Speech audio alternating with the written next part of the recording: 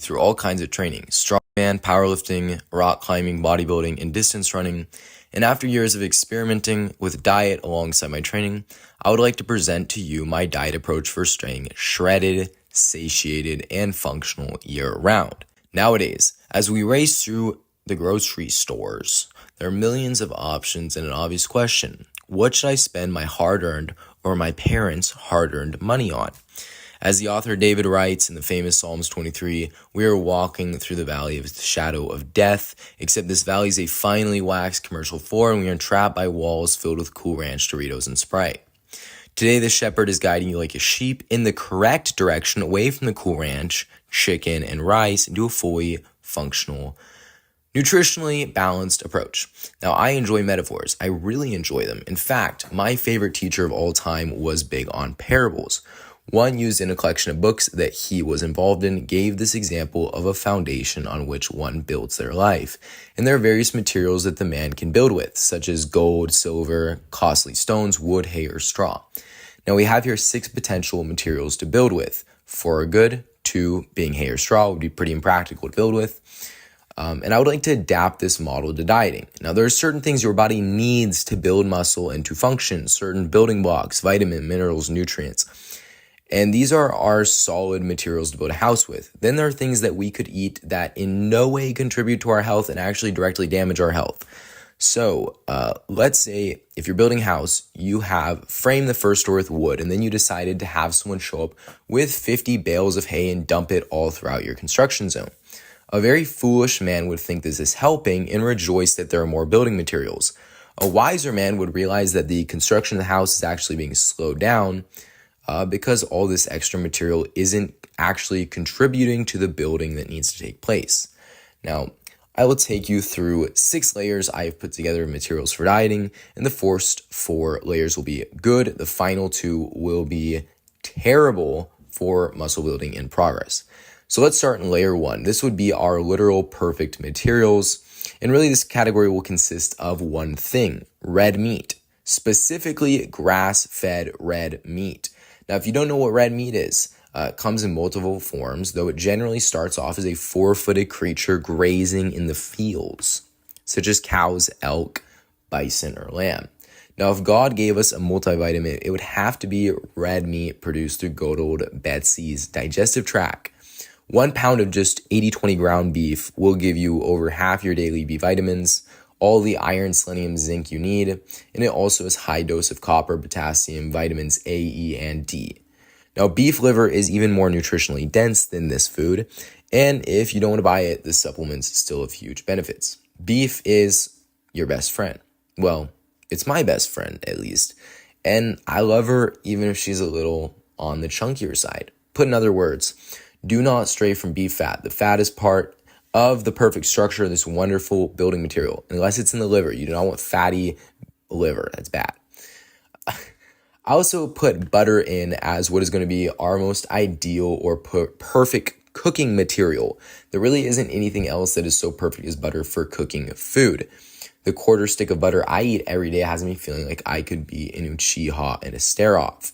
So yeah, going on to layer 2, these are also going to be foundational building blocks. We're going to start with raw milk. It's an illegal superfood, probably because if we started fully utilizing good old Betsy, we would have a bunch of super soldiers marching the streets heavily armed with big guns, right? Big guns, dang.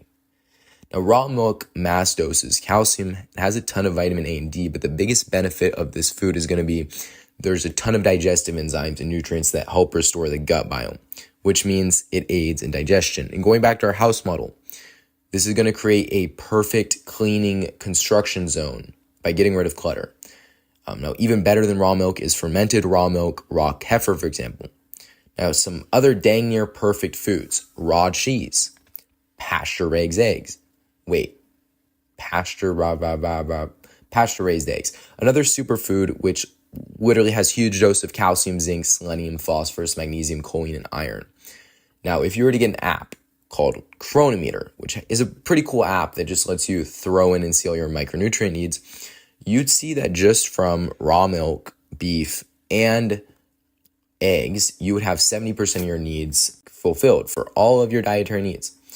Now, I have a layer titled here 2.5, so I guess an extra layer. Why? You might be saying to yourself, does this guy think I have $50 a day to spend on these obnoxiously expensive organic foods? No, I don't think you have that much money because I don't have that much money, so don't fret. Here is our alternative, and it's still an amazing building material. Grain-fed red meat and caged eggs. A little lower nutrients, still ideal for building a diet model around. Heading to layer 3. These are other good building materials, not perfect, but still good. I've started this section with fruit. Now, fruit does not, in fact, kill you. I know, big whoop. I listed a few out here on the screen of just fruit. And all our foods up to this point don't provide fiber. Fruit does provide fiber. It also provides a good dose of potassium and vitamin C. Considerations when it comes to fruit is they're almost always going to contain pesticides. These are weird chemicals that poison our bodies. Even organic fruits have them, and that's why you should probably soak your fruits in baking soda for a good 10 to 15 minutes and rinse them before eating them. So now I would advise looking into oxalate content also in your fruits. Oxalates just cause the body to bind calcium and can cause kidney stones. An example of a high oxalate fruit is raspberries. So it may not be perfect, but in the spirit of diet, experimentation is key. And at the end of the video, I'm going to explain how you can start experimenting on a pretty basic level. The point is, diet models are very personalized. High fructose is also something to consider. For example, apples. When I eat apples, I have this special tingling in my liver that tells me something is wrong. I've also put fermented vegetables. If you don't know, vegetables are roots and leaves, and they have many defense chemicals in them that are quite terrible for the human body and can cause bloating and other issues. Indigestion is the number one thing we want to avoid when it comes to aesthetics or athletic endeavors, unless, of course, we're competitive eaters, strongman, golfers, or just Michael Phelps. Anyway, when it comes to vegetables, a lot of the indigestible components, such as oxalates, can be removed through boiling or fermentation. But if you boil, say, sweet potatoes, the water will contain oxalates and the other things we want to get rid of, so you want to discard the water. Therefore, if you're cooking something like a soup, consider cooking the vegetables separately, discarding the water, then adding it to your soup. Another fine food I've put in here is pasture-raised chicken that has been left to roam. Now, this is not a replacement for red meat, not even remotely, though having it a few times a week will not kill you and doesn't have any dramatic downsides. I also recommend having a little fish for omega-3 fatty acids. Farm-raised salmon is often colored and contains more contaminants than its wild counterpart. I don't advise more than maybe 1 to 2 servings weekly, as salmon and seafood in general have a lot of heavy metal contaminants. So be careful also if you want to supplement omega-3. By the time a lot of these supplements get to you, the fats in them are rancid, which means it's actually going to have adverse effects. It's not going to be beneficial. Now, the final 2 things I've put in this good category are pasteurized cheese and quality cocoa powder, such as the one Brian Johnson's released. A lot of these generic brand cocoa powders have a ton of heavy metal contaminants. So if you want to know why Grumpy is so grumpy, he tragically purchased the lowest quality cocoa powder on the market, and the lead in it made his hair fall out. So he had to join Snow White in her collection and posse of short dudes. So now that we have some solid food choice to choose from, let's go over some foods that are on the fence between good and bad. So this is layer 4. This is one where you're really going to want to experiment. I'm going to start off with white rice. Now, white rice is a tricky thing. It has no really indigestible components, but is a ton of glucose, which is a sugar. So you could potentially store some in your liver, some fat in your liver, if you eat too much of it. With any food, say white rice, I recommend you see how you respond to it. When I was 16, could manage 4 to 5 cups of white rice a day. And now, after having a fatty liver, I can't even have 1. But it's individual, so see how you respond. Of course, if you go to your therapist, who's actually supposed to be your nutritionist, and you tell them that you release your trauma by putting your body through these back-breaking workout routines, they might very well say, you know what, maybe you should eat a little white rice. Maybe that would calm you down. Now, 2 alternatives I have found personally to the white rice for an easy carb source: raw milk with maple syrup and cocoa powder, or having some dates with warm butter. These are slightly better than white rice, and I respond to them better. So see what you do. The next thing I've put in this category of on the fence is Meats other than beef, such as caged chicken, turkey, pork. Now, I put lean pork. I don't recommend having fatty pork. It has a ton of weird toxins that the pig wasn't able to get out of their system. Goodness gracious, I can't talk today. So yeah, I've also put in this category fruit juice. Now, no matter who you are, I recommend having this in like extreme moderation. Make sure also there's no additives. I don't know why these cocktail of juices exist. They say just cranberry, and then you look in the back and it's like, okay, it's actually like grape juice, orange juice, apple juice, and a little bit of cranberry juice. So check the labels. Now, fructose in juice pretty much is shot straight into your liver. There's no fiber to stop it like there is in whole fruit. So you might get a fatty liver. I would know because I drank like a gallon of orange juice a day every day when I was 16. And there was this one day I thought I was having a heart attack. I literally thought my heart was going to explode. And all my blood felt like it was boiling. Turns out I just had a fatty liver and my liver failed. So be careful with sugary beverages. Have things in moderation. More calories does not mean more muscles. You do not add calories and gain muscle. You train and then your body needs more calories. Now, if you don't think this is important, this is a very important distinction because one will cause you to gain fat and the other will cause you to lean tissue. So do not just add calories hoping to gain muscle. Train and then your body will naturally eat more. I've also put in this category pasteurized milk. Now, if you do not know this, when you go to a store and you buy these generic milks, they're homogenized. That means they shoot them through a tiny tube to break up the fat, which damages its quality. They also then pasteurize it. They heat treat it, killing a lot of the live enzymes that make raw milk so good for you. Therefore, a lot of people can't process store-bought milk that is homogenized and pasteurized because it has a ton of lactose and has no enzymes in it to help you digest. So when you drink it, you might have bloating and inflammation in your stomach because it's trying to process all that lactose. Now, if you don't have a problem with it, then go for it. Some people can drink 8 cups of pasteurized milk a day and they're all good. I feel like I'm going to die after 1 cup. That's just me. Now, no matter what, though, I would still recommend trying to get raw milk. It's still going to be better for you. Now, if you can't find it, though, and you have a little extra money to spend, you can go into like your Trader Joe's or Whole Foods or New Seasons, and they will have likely a milk in there that is lightly pasteurized and non-homogenized. So better than the fully processed version. Otherwise, dairy can still be a good source for calcium. Though if you can find it without lactose, so if you can find it like in the form of a hard cheese or yogurt that have been fermented and therefore have a lot less lactose, that's ideal. Anyway, let's get to the next thing. I've put on here some carb sources that are controversial, probably not perfect, though I would recommend experimenting with them. Buckwheat, potatoes, and sourdough bread mainly. Now, I don't recommend building your diet model around these no matter what, but having them a few times a week is not going to destroy you and could be a good method. Now, I do not recommend normal bread. I specifically put sourdough because it's fermented and can aid in digestion.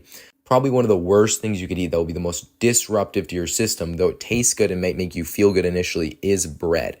It will actually stop a lot of nutrients from being absorbed. Now, in this category, I also put macadamia nuts are fine. They're probably the best nut, and you can experiment with it. I got an entire email asking specifically about macadamia nuts, so I thought I would mention that.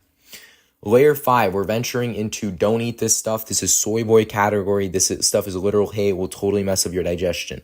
Starting with raw vegetables. Guys, salads are a scam. No joke. They're a literal scam. It's just a bunch of toxins that bloat your stomach mixed with oils that are rancid. Also, do not eat most nuts. Soy is terrible for you. Beans will bloat your stomach. And protein powders. Now, I put protein powders. Don't get triggered. If you have like a really high-end, high-quality protein powder, that'd be better than just skipping meals. But a lot of these things are heavily contaminated, and protein itself, just random isolates, are really overemphasized in terms of their importance as compared to all the other nutrients the body needs. So, yeah. You can have some protein powder, though. I'm just saying, I put it so low on the list because I don't think a diet model should be built around it, and I think it is a last case type thing. Anyway, don't eat brown rice. Brown rice is bad. It'll bloat your stomach. Also, stay away from processed sugars, seafood. Seafood has a lot of heavy metal contaminants. And then let's get to layer 6. This is our literal poison category. This stuff is like lava on your beautiful wood-framed house. First is seed oils. I've listed a few here. Do not eat seed oils. This is like the number one thing that will kill your gains over time. Check your food labels. If they have any of these oils, just it says something oil, do not buy it. Also, if you go to a restaurant, go to like a barbecue house or something, go to somewhere where they don't cook in oils. That oil, even just one time every 2 or 3 days, just will ruin you. Like, it's so bad. So bad. I kid you not. Some other things to avoid: high gluten foods, gum additives, artificial sweeteners, and oats. We can go into the science, but I don't believe in science, because if I believed in science, I would not be allowed to believe in Santa Claus. I'm not one to do that. In terms of digestion, I did want to cover a few more practical things. We're on to the next thing. First is chew your food more deliberately. A lot of your potential troubles could simply be you're scarfing your food down like my dog, dude. I've had young men come to my house. I make us both the exact same meal. I'm a quarter of the way through and I look at their plate and they're licking it clean. Like, it's totally gone. You need to chew your food at least 30 to 40 times. For something like steak, maybe more. You need food in your mouth for a while you're chewing so that it's soaked in saliva, which has digestive enzymes in it. You cannot skip this portion of digestion. Now, after the saliva comes the stomach acid, and this is where you want to think about water. Do not drink water immediately before or during or even right after your meals. You want to separate water from your meals by at least an hour. Otherwise, you're going to dilute your stomach acid. And this itself, just this one thing, could be seriously destroying your digestion and even lead to less gains over time. Now, when it comes to meal timing, pretty much under no circumstances should you be eating right before sleep. You need a bare minimum of a good 3 hours between your final meal and sleeping, ideally more than 3 hours. The body realistically gets the highest sleep quality from around 10 p.m. to 6 a.m. And when you ingest food at 10 p.m., you're elevating your heart rate and your body is working to digest food. You in these conditions most literally cannot enter correct sleep. So if you're wondering why you seem to be doing everything right, you're eating all the right foods, but you're simply not gaining weight or progressing, this could very well be a reason. I mean, me personally, from 14 to 17, I literally could not sleep. I would sit in my bed for 4 to 7 hours wide awake. I had to drop out of in-person school. And I thought I had some kind of medical condition. Turns out I was just eating right before I tried to go to sleep. And so my body physically could not fall asleep, even though I was eating ideal foods. Also, when it comes to eating, separate your meals out. Guys, OMAD is not ideal. 1 meal a day is not ideal. Cramming a ton of meat and fruit and eggs and rice and having a little bit of juice all at one time just doesn't make any sense. You're going to store all the sugar in your liver and you're going to have a bunch of visceral fat. And then your body needs protein every few hours anyway. It can't really store it. So you want to have at the very least 2 meals if you're trying to optimize hypertrophy. You can still even intermittent fast. But if you could split your meals to 3, that's fine. Now, when it comes to water, you want filtered water. The water we have, especially a lot of our faucet water, is contaminated. It has lead, it has fluoride, it has all kinds of things we do not want. So either buy a water filter or start buying spring water from the store. Now, after filtering, you want to remineralize your water. You can buy a remineralization mix, or you can get like an electrolyte mix. Either is fine. Now, more water does not inherently mean more hydration. Just drinking more and more water when you aren't thirsty will likely dehydrate you, especially if that water does not have it's not remineralized and doesn't have an electrolyte mix. It will literally just be stripping electrolytes from your system. Not good. Now, this will lead to the next point, which is salt. And if you don't know this, you need a lot of salt. It's extremely good for you to have a lot of salt. I believe you should invest into a high-quality salt, though. Maybe Celtic sea salt or Jacobson's, since low-quality salts have been shown to have a ton of lead contaminants. They put anti-caking agents, all kind of stuff that will just destroy your stomach. A lot of these store-brand salts, they've been tested, and it shows that just getting your daily salt from them will have more lead than the maximum tolerable limit for your body, not to mention lead and contaminants in other parts of your food. So get a quality salt. Anyway, when it comes to supplements, let's just quickly cover this. We have magnesium and iodine as pretty regular deficiencies.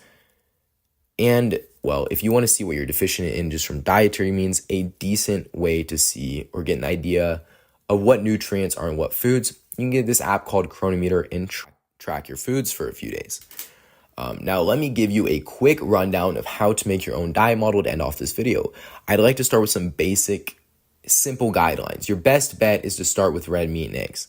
You know your caloric needs better than me, so you'll know how much to have, but let's say you have around a pound of beef and 3 to 6 eggs daily. You cook it in some butter and have about anywhere from 2 to 4 teaspoons of salt. That's anywhere from 4 to 8 grams. I am in no way saying this is an ideal diet model. This is a template. Templates are made to be adjusted and experimented with. They're not an end-all be-all.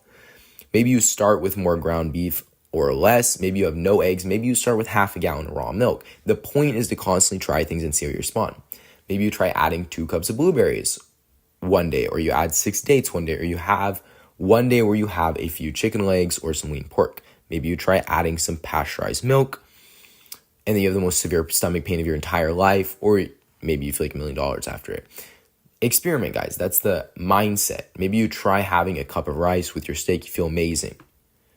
But no matter what, it's going to take time to find the perfect diet model. And I don't think a perfect diet model is one where you eat necessarily the same foods every day, but rather you have a good range of foods to pick from that you thoroughly enjoy, that are healthy, and that you know don't cause you bloating or gas or to get sick or just straight up destroy your sleep.